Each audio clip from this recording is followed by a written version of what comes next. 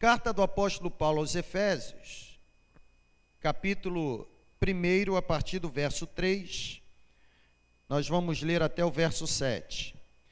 Nós estamos, enquanto Terceira Igreja, envolvidos em duas séries de mensagens. Uma que acontece às quintas-feiras e a outra que acontece aos domingos à noite. Pastor, o que é série de mensagens? Aqui na Terceira Igreja, a gente trabalha com isso. A série de mensagens é um tema que nós temos e desse tema são ministrados várias mensagens. Por exemplo, às quintas-feiras existe um tema geral que nós estamos debruçados. Qual é o tema? O porquê nós somos o corpo de Cristo enquanto Terceira Igreja Batista. Essa série de quinta-feira, ela está composta de 4 mensagens. Já ouvimos 2. A primeira fala acerca da nossa salvação. Quinta-feira passada nós ouvimos acerca da nossa declaração de fé. Na próxima quinta-feira falaremos sobre a nossa estratégia, a nossa metodologia. E na última mensagem falaremos sobre a nossa missão. Aos domingos, nós estamos falando sobre a teologia do desperdício. Pastor, o senhor está pregando acerca do livro do pastor Russell Shedd, Teologia do Desperdício? Não. Apenas o tema é parecido com um livro. A teologia do desperdício tem a ver com o que aquilo é lixo para Deus e com o que aquilo Deus valoriza. São 6 mensagens nessa série. Domingo passado iniciamos falando quando a celebração se torna um desperdício. E foi uma grande bênção. Hoje eu quero falar quando a graça se torna um desperdício. Domingo que vem nós vamos falar quando a comunhão se torna um desperdício. A 4ª mensagem irá falar quando a pregação se torna um desperdício. A 5ª mensagem irá falar quando a missão se torna um desperdício. E a última mensagem da série irá falar sobre quando a vida se torna um desperdício. Essa série tem a sua previsão terminar no domingo, dia 11 ou dia 10 de novembro. Então não perca nenhuma mensagem da série. Pastor, eu não vim no último domingo. Como eu faço para ouvir a mensagem? Basta você acessar o Facebook da igreja, facebook.com/TIB São Mateus, TIB de Terceira Igreja Batista. TIB São Mateus, lá estão todas as mensagens que são ministradas na Terceira Igreja. Você pode acessar o link que está lá e você vai poder ouvir e acompanhar todas as ministrações que são realizadas aqui na Terceira Igreja Batista. Efésios capítulo 1, diz assim o texto a partir do verso 3. Bendito seja o Deus e Pai de nosso Senhor Jesus Cristo, que nos abençoou com todas as bênçãos espirituais nas regiões celestiais em Cristo Jesus. Porque Deus nos escolheu nele antes da criação do mundo, para sermos santos e irrepreensíveis em sua bendita presença. Em amor, ele também nos predestinou para sermos adotados como filhos, por meio de Jesus Cristo, conforme o bom propósito da sua vontade, para o louvor da sua gloriosa graça, a qual nos deu gratuitamente no amado. Nele, em Jesus, temos a redenção por meio do seu precioso sangue. Também temos o perdão dos pecados, de acordo com as riquezas da graça de Deus. Você pode dizer amém por isso?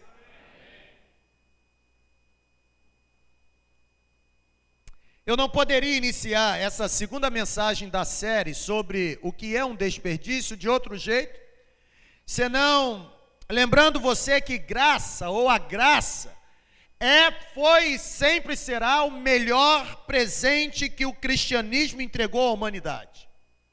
Não existe para o homem nada mais valioso do que receber a graça de Deus. Eu volto a dizer, eu não poderia iniciar essa ministração falando outra coisa ou trazendo outra frase senão essa. Eu quero mais uma vez afirmar, a graça de Deus é o melhor presente, é o maior presente que o cristianismo trouxe para você. Aliás, a graça foi concedida de graça.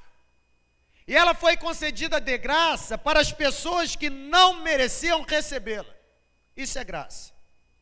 Num tempo, gente, em que se fala muito sobre graça, eu quero nessa noite pensar um pouco quando a graça se torna um desperdício. Quando a graça é lixo aos olhos de Deus. Quando a graça não é valorizada. Quando aquilo que falamos acerca da graça é desprezado pelo próprio Deus da graça. A graça, em primeiro lugar, você precisa aprender. A graça não é resultado daquilo que fizemos para Deus. Aliás, a graça não é resultado daquilo que fazemos para Deus. A graça nunca será resultado daquilo que faremos para Deus. Porque a graça sempre será resultado daquilo que Deus fez por nós na cruz do Calvário. Aleluia. Eu conjuguei o verbo no tempo certo. A graça não é resultado daquilo que Deus fará. A graça é resultado daquilo que Ele fez. Pretérito perfeito do indicativo ativo. O tempo está conjugado de forma correta. Deus não vai fazer alguma coisa para que você receba graça. Deus já fez o que Ele tinha que ter feito para que hoje, nesse santuário, você fosse encontrado pela graça. Será que eu posso ouvir um aleluia por isso? A graça, minha gente, é de graça. A grande questão é que a nossa compreensão acerca da graça está completamente equivocada. O grande problema é que o nosso pensamento acerca da graça é um pensamento cauterizado por uma falácia que prega uma graça completamente desgraçada. A gente fala de uma graça que não existe, aliás, de uma graça que não é de graça, uma graça que precisa ser paga para se conquistar. E essa mente cauterizada por esse pensamento equivocado tem tornado o conceito da graça de Jesus um verdadeiro desperdício aos olhos de Deus. Você está aqui comigo? Diga amém. Pegue papel e caneta e comece a anotar. Quando a graça se torna um desperdício? Em primeiro lugar, quando a graça é barateada ou quando a graça é desvalorizada. Toda vez que a graça for barateada, toda vez que a graça for desvalorizada, toda vez que a graça tiver o seu valor diminuído, ela será um verdadeiro desperdício. Graça barata é um termo que foi cunhado por um pastor e teólogo alemão chamado Dietrich Bonhoeffer. Bonhoeffer foi pastor da igreja luterana da Alemanha, e é interessante que a história desse homem é marcado por uma prisão. Bonhoeffer foi acusado de ser cúmplice no plano de matar Hitler, e por consequência disso, diz a história que Bonhoeffer foi preso e passou os seus últimos dias de vida numa prisão. E naquela prisão, ele escreveu alguns livros conhecidos, como por exemplo o livro que eu tenho na minha estante chamado O Custo do Discipulado. Nesse livro, Bonhoeffer fala o que é uma graça barata. Para Bonhoeffer, presta atenção, graça barata é quando há uma pregação de um perdão sem arrependimento. Tem gente que deseja alcançar o perdão de Deus, mas não quer se arrepender dos pecados que comete. Para Bonhoeffer, toda vez que existe um perdão sem arrependimento, isso transforma a graça num desperdício. É uma graça barata. Graça barata é quando existe um batismo sem disciplina. Graça barata para Bonhoeffer é quando se ministra a ceia, quando se celebra a ceia do Senhor, sem haver confissão de pecado. Para Bonhoeffer, a graça se torna um desperdício quando se prega acerca da absolvição, mas uma absolvição sem confissão pessoal. Cuidado você com igreja que não prega contra pecado. Cuidado. Aqui na Terceira Igreja nós não temos medo de denunciar o pecado da humanidade. Nós aqui temos o compromisso de ser boca profética nesse tempo, nessa geração, para trazer pessoas para perto de Deus. Aqui na Terceira Igreja, a partir desse pastor, nós não queremos ser populares. Nós não queremos receber os seus aplausos por aquilo que falamos, porque nós temos consciência de que a maioria das coisas que falamos não agrada o teu coração. Nós não queremos ser populares. Até porque, eu já disse e repito, segundo o Dr. Rousseau Shedd, populares e famosos são os heróis. Os santos que servem a Jesus são anônimos. Porque George Miller certa vez disse: nenhum servo de Jesus deve procurar ser honrado, exaltado, ovacionado e aplaudido no mundo em que o seu mestre foi tão humilhado.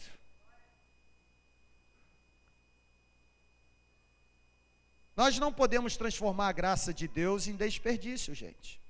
A graça não pode ser diminuída, a graça não pode ser desvalorizada. Sempre que a graça for barata, a graça será sem discipulado, sem transformação de vida. Sempre que diminuirmos o valor da graça, essa graça será uma graça sem cruz, uma graça sem Jesus Cristo vivo, uma graça sem o Cristo encarnado, uma graça sem o Cristo ressurreto. Nós não podemos diminuir o valor e não preço. Já dizia pastor Henrique Araújo: o que tem preço não tem valor, e o que tem valor não tem preço. A graça não tem preço, a graça tem valor, aleluia. E nós não podemos diminuir o valor da graça, porque todas as vezes que fizermos isso, tornaremos a graça num tremendo desperdício. Você consegue entender isso? Diga amém.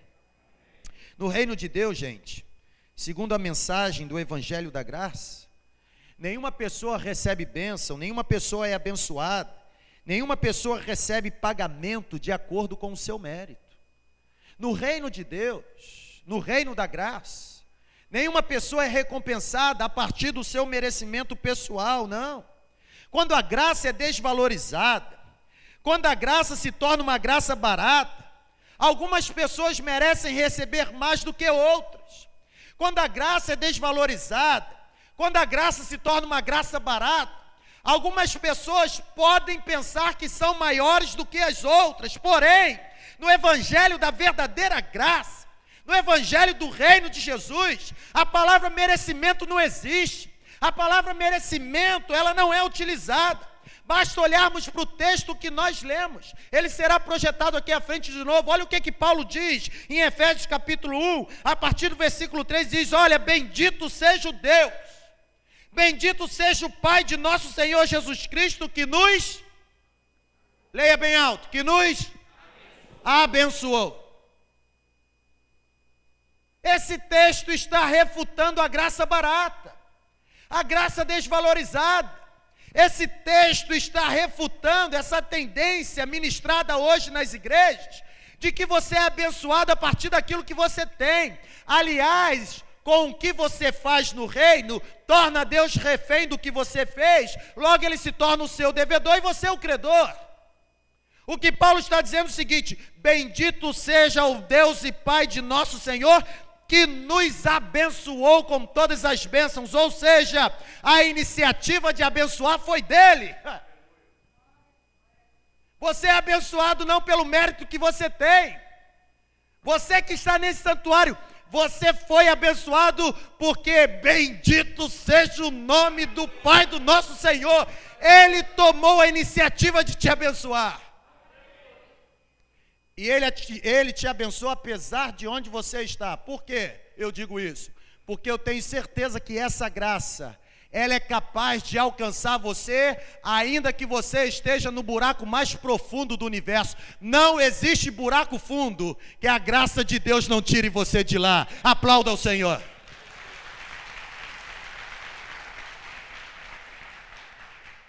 Paulo está dizendo isso. A iniciativa de abençoar você é de Deus. Foi Deus quem tomou a iniciativa. Sabe por que você é abençoado, Mário Jorge? Não é porque você é bonitinho e se acha jovem, não. Você é abençoado porque Deus tomou a iniciativa de ir ao seu encontro e de te abençoar, apesar de você ser quem você é e apesar de você fazer o que você faz.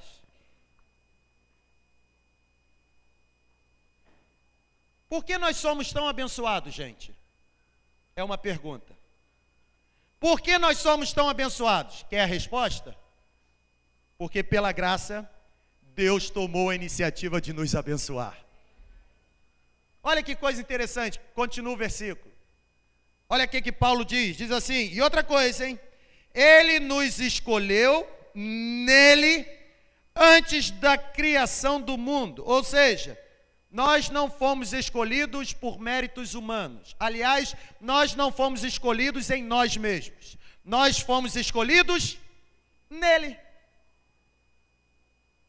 Sabe o que permite você estar dentro desse santuário? O que permite você estar aqui é que, apesar do currículo de vida que você tem, marcado por pecados tão grotescos, dantescos e terríveis, quando Deus olha para cá, o olhar dele, ao encontrar você, necessariamente passa pelo sacrifício da cruz do Calvário. O que impossibilita você e eu de sermos fulminados nesse santuário, não é porque nós fomos escolhidos por méritos humanos, não. O que nos impossibilita de sermos fulminados pela justiça de Deus nesse santuário, é porque o olhar dele vem para nós banhado pela justificação que alcançamos na cruz do Calvário. Paulo está dizendo isso. Paulo diz assim, olha, versículo 5, ele nos predestinou. Ih, pastor vai falar de predestinação. Não vou perder tempo com isso. Até porque eu acredito, prego, defendo e provo biblicamente que Deus predestinou todos os homens para morarem no céu. Por que o Senhor diz isso com tanta certeza? Porque o próprio Jesus diz que o inferno foi criado para o diabo e os seus anjos. Não foi criado para você. Você vai para lá se você quiser, porque Ele te fez livre. Ele te deu essa capacidade, esse imago Dei, essa imagem e semelhança que você tem de Deus, não é estética. É essa capacidade moral, de você formular ideia, tomar decisões. Você pode tomar decisão. Você só vai parar no inferno se você quiser, porque Deus não fez você para ir para o inferno. O inferno foi criado para abrigar diabo e seus anjos. Aliás, o diabo e os demônios já estão lá. Eles não irão para lá.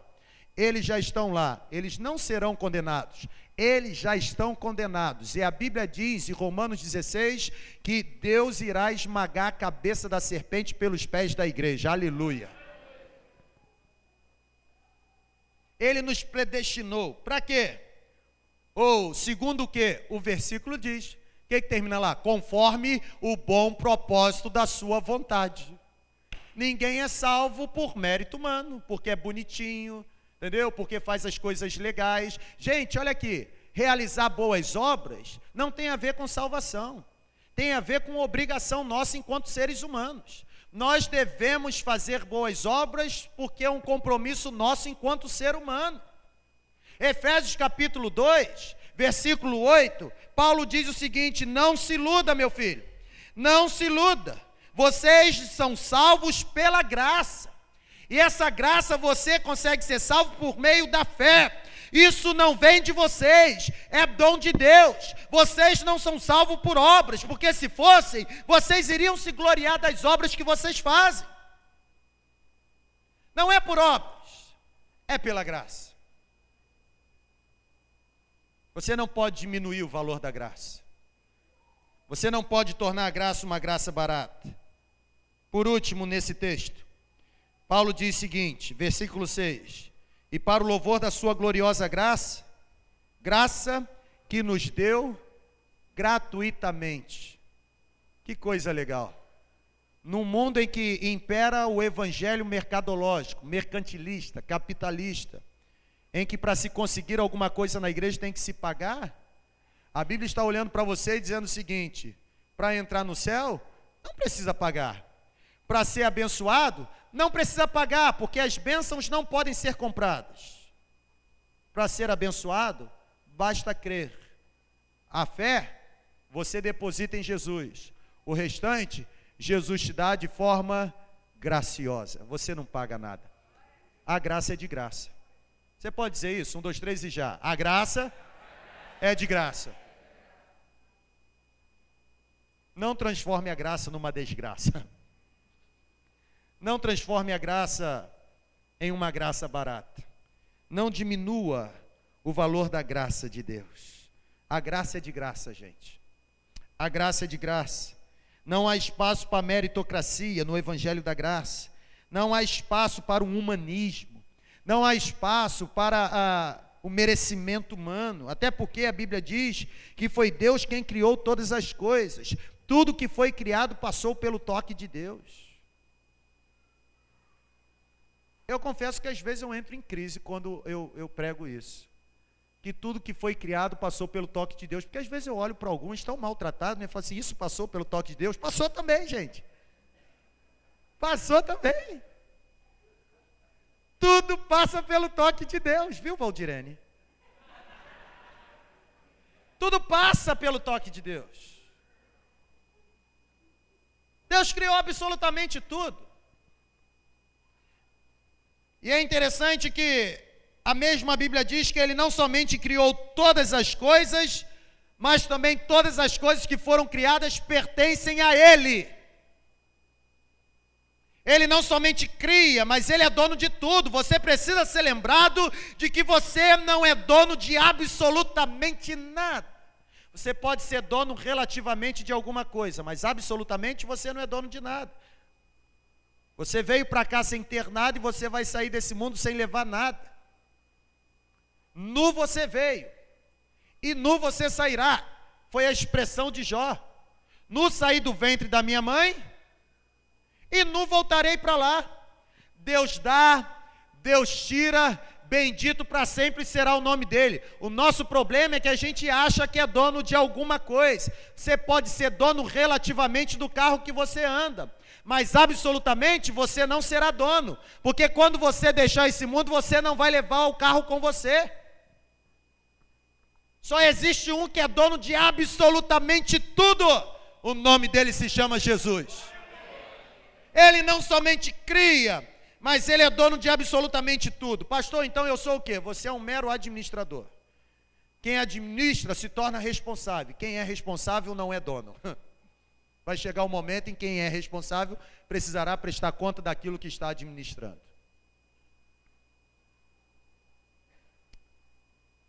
Segundo lugar, quando a graça se torna um desperdício. Quando ela é barateada, desvalorizada, mas num segundo momento, escreva, quando a graça se torna uma moeda de troca, se torna uma negociata.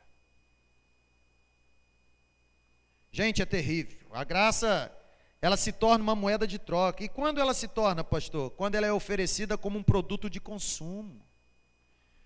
Produto de consumo para satisfazer aqueles que buscam uma mensagem que se encaixa aos seus desejos pessoais. É o que a gente chama de hedonismo. Hedonismo vem de uma palavrinha grega chamada edonon. Edonon significa deleite, prazer, sentir-se bem. O hedonismo acontece quando você busca desenfreadamente a satisfação do seu bel prazer. E isso tem transformado a graça numa moeda de troca. Quer ver uma coisa? Tem pessoas que dizem assim, eu não vou congregar nessa igreja não, porque essa igreja não é para mim não, entendeu? Essa igreja tem muita gente de baixa renda. Não, a minha família merece um ambiente melhor. Que loucura, gente. Quem disse para você que é um privilégio da igreja ter você? Eu volto a dizer, eu não tenho nenhuma pretensão de ser popular para você.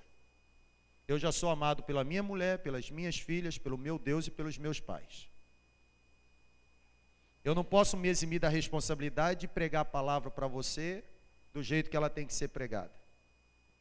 E do jeito que ela tem que ser pregada é eu olhar para você sem nenhuma formalidade e dizer para você o seguinte, não é privilégio da igreja receber você. É um privilégio seu, por meio da graça, fazer parte da igreja de Jesus. Porque o que faz você estar aqui não é o currículo de vida que você tem, mas é porque, apesar de estar onde você estava, a graça te encontrou. Aleluia.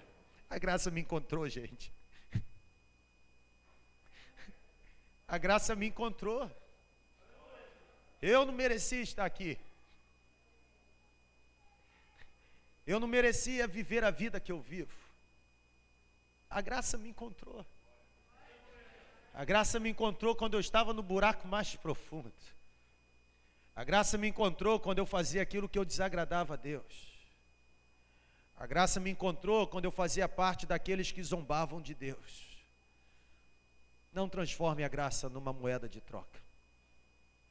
Não pense que é um privilégio da graça ter você. Aprenda que a Bíblia diz que é um privilégio seu ser encontrado pela graça de Jesus. Você nessa noite pode ser encontrado pela graça. Eu posso não saber o seu nome. Eu posso não conhecer a sua história. Eu posso não saber onde você mora. Mas o Deus da graça conhece o seu endereço. O Deus da graça sabe quem você é. Talvez amanhã eu passe por você na rua e não me lembre que você esteve nessa celebração. Mas pode ter certeza, nesse exato momento, nessa celebração, no meio das tantas pessoas que estão aqui, a graça encontra você onde você está. Você precisa é da graça. Você não precisa de mais dinheiro. Você precisa é da graça. Você não precisa de mais status quo.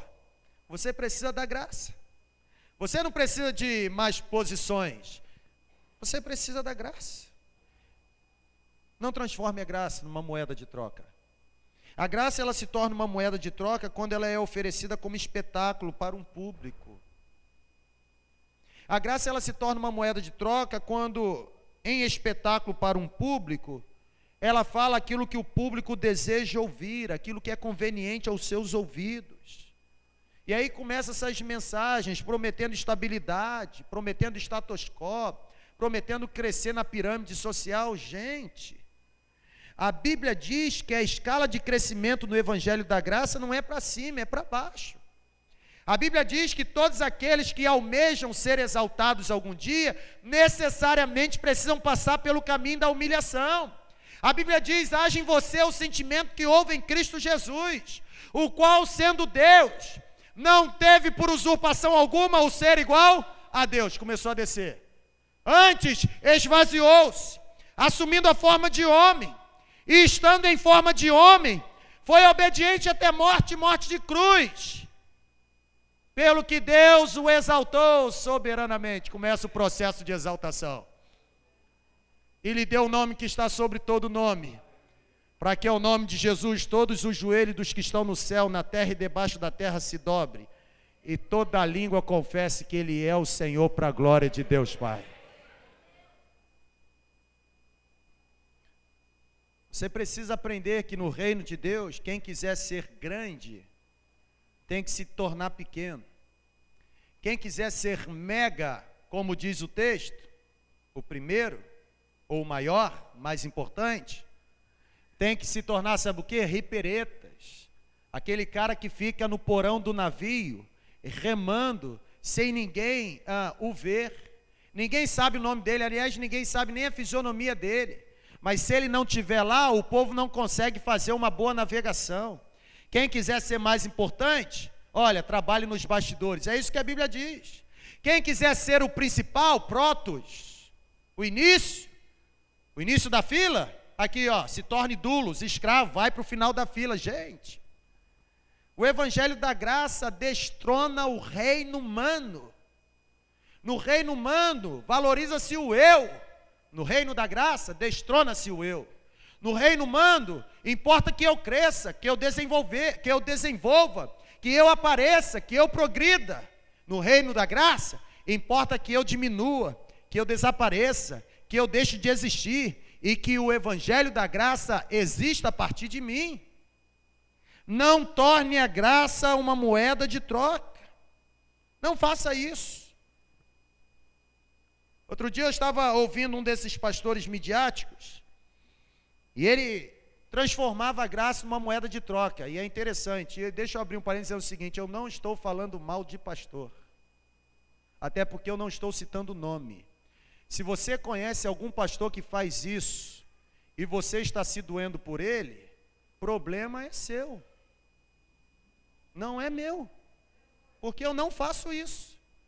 Eu não transformo a graça em moeda de troca. O que você deveria fazer não era ficar chateado com a mensagem do púlpito da terceira igreja que prega o Evangelho da Graça.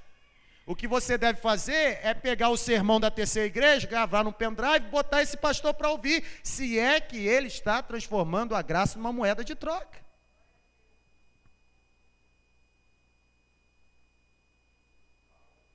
A graça não pode ser diminuída, gente. O camarada estava dizendo uma coisa interessante, estava dizendo assim, olha,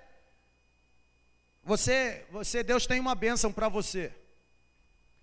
E aí é o seguinte, Emerson, se você quer ser abençoado, você precisa entregar uma oferta pomposa. E se você entregar uma oferta pomposa, porque Deus conhece o seu coração, Ele valoriza o seu esforço, o seu sacrifício, irmãos. A Bíblia diz que Deus não quer sacrifício, o sacrifício já foi feito. Deus quer misericórdia. E aí começa essa loucura da lei da semeadura. Quem já ouviu falar? Os desafios para que se tenha a lei da colheita. Aquele negócio de pacto com Deus, irmãos, isso não é graça, isso é barganha. Isso é negociata.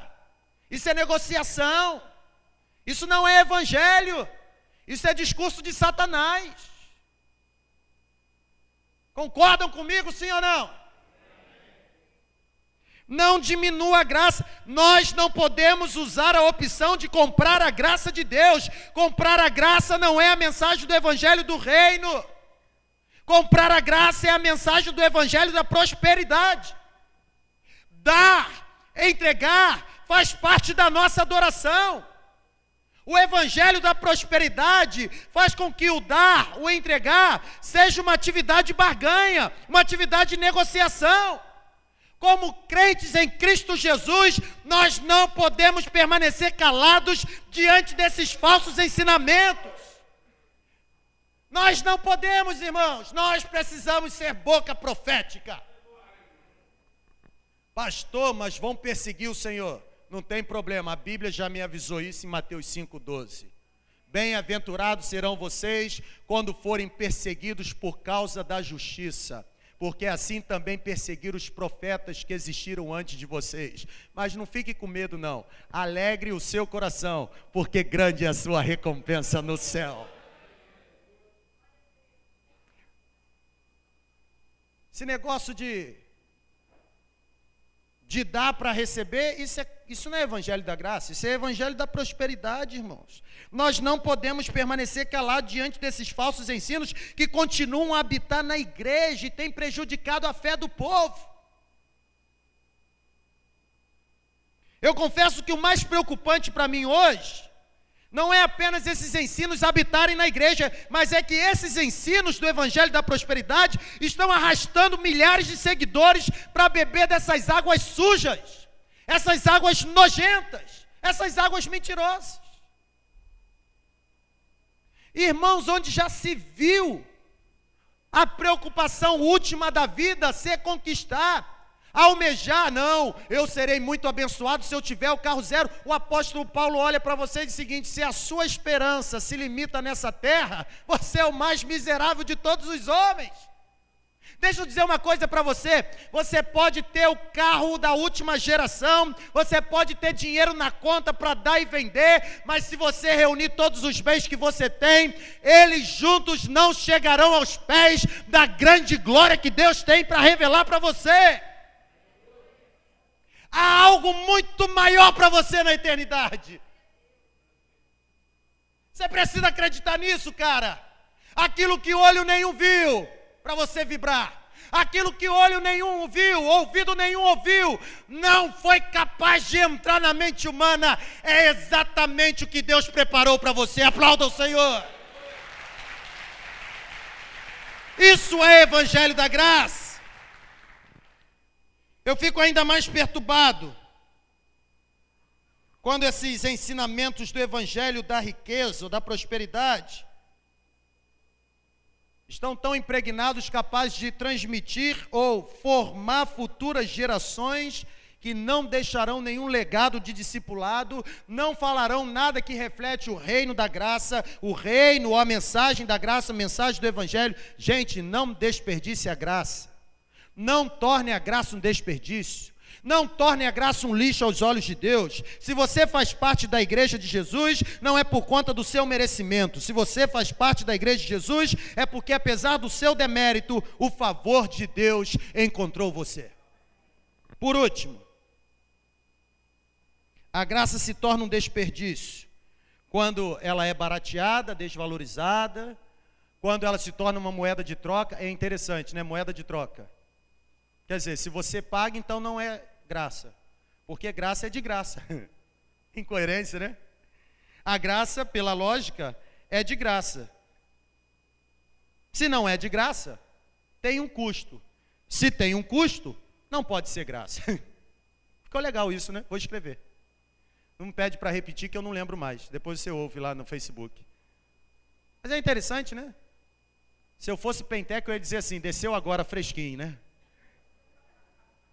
Não é verdade? Se você tem que pagar para receber, então não é graça. Porque graça é de graça. Se tem custo, não é de graça. E se não é de graça, não pode ser graça, gente. Terceiro lugar, quando a graça se torna um desperdício. Quando a graça é mal entendida. Talvez você tenha entrado aqui não sabendo o que significa graça. Então, deixa eu tentar ajudar você, para que você saia daqui conhecendo um pouco acerca da graça. Ao mesmo tempo que se fala muito a respeito da graça, ao mesmo tempo não se fala nada. Porque a graça continua não sendo entendida pelas pessoas. E o que torna a graça valorizada aos olhos de Deus? O que verdadeiramente a Bíblia fala a respeito da graça? A Bíblia diz que a graça é o único expediente que liberta você do cativeiro do pecado. Ponto final. Não tem outra coisa. Ah, pastor, graça é favor imerecido. Ah, graça é Deus te dar aquilo que você não merece receber. Ok, conceito simplista e simplório. Biblicamente, graça é a única porta por onde você pode passar se você deseja ser liberto do cativeiro do pecado. Isso é graça. O pecado aprisiona o homem, o pecado aprisionou você. O pecado trancou você atrás das grades da culpa. O pecado tranca você atrás das grades da vergonha. O pecado tranca você atrás das grades da decepção, do medo. O pecado acorrenta você. O pecado acorrenta você ao muro da miséria. E somente pela graça de Deus você pode ser liberto do cativeiro do pecado. Ah, meu filho, se você entrou aqui nessa noite carregando fardo pesado, se você entrou aqui completamente aprisionado pelo pecado, se você entrou aqui num cativeiro provocado pelos erros que você já cometeu, saiba de uma coisa: a graça é a porta por onde você precisa passar. Ela tem poder para libertar você. Ela vai dar a você a oportunidade de iniciar uma nova vida. Ela vai dar a você a oportunidade de iniciar novamente. Venha rápido para a graça de Deus. Venha rápido. Para que sair daqui aprisionado? Para que continuar completamente oprimido pelo pecado? Eu me lembro que uma vez, na ministração aqui, que eu não lembro o tema, está no Facebook, sobre a graça, eu falava sobre uma ilustração de dois irmãos que brincavam no terreno da sua avó. Lembram? Quem lembra? Levante a mão. Ninguém. Isso é para provar que semana que vem vocês também não vão se lembrar nem do que eu falei hoje. Que legal, né? Mas eu vou contar a experiência e vocês vão se lembrar. Quem for se lembrando vai levantando a mão, ok? Só para alegrar o meu coração, em nome de Jesus.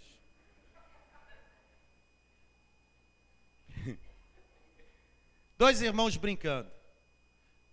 Aliás, o garoto foi para determinada área do quintal, isolado. A irmãzinha ficou em outro lugar e ele está brincando. De repente, ele tem um estilingue, lembra agora? Quem vai lembrando, vai levando. Glória a Jesus. Está se multiplicando os pecadores, amém, glória a Deus. Aí ele está com o estilingue. É o pato, o outro já falou, o pato, é o pato. E ele vai tentar matar alguma coisa, daqui a pouco, quem é que entra no meio? O pato da vovó.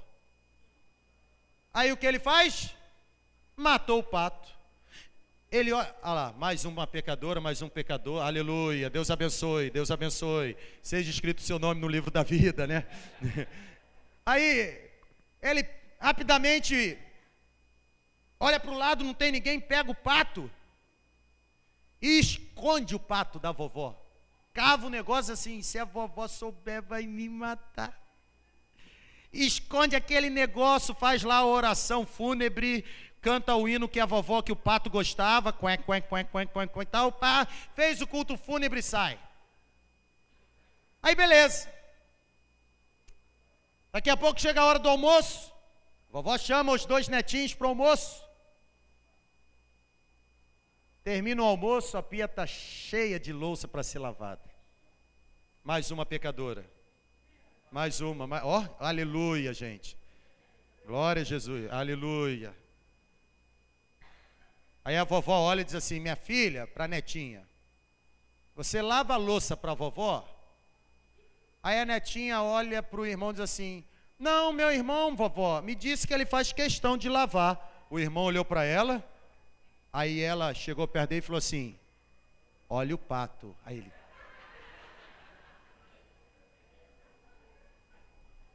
Quer dizer, ela viu o irmão matando e sepultando o pato.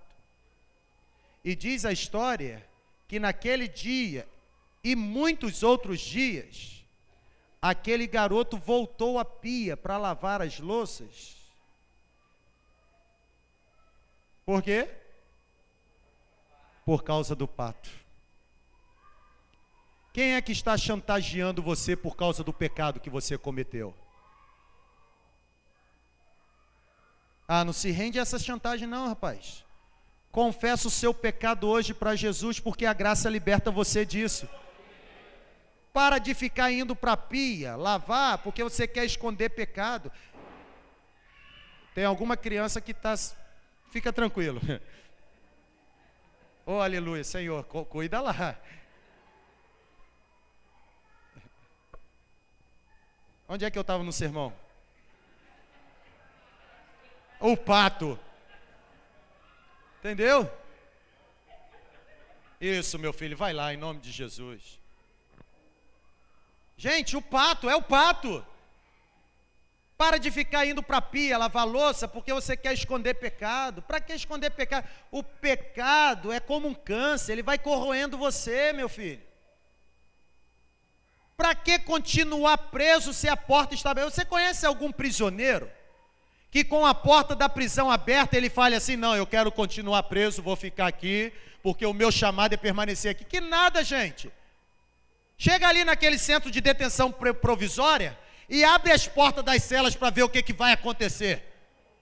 Infrações de segunda, aquele lugar vai estar vazio, porque nenhum preso quer continuar preso uma vez que a porta está aberta. A mesma coisa, a porta da tua prisão já está aberta. A graça abriu essa porta. Não saia daqui aprisionado, venha correndo para a graça.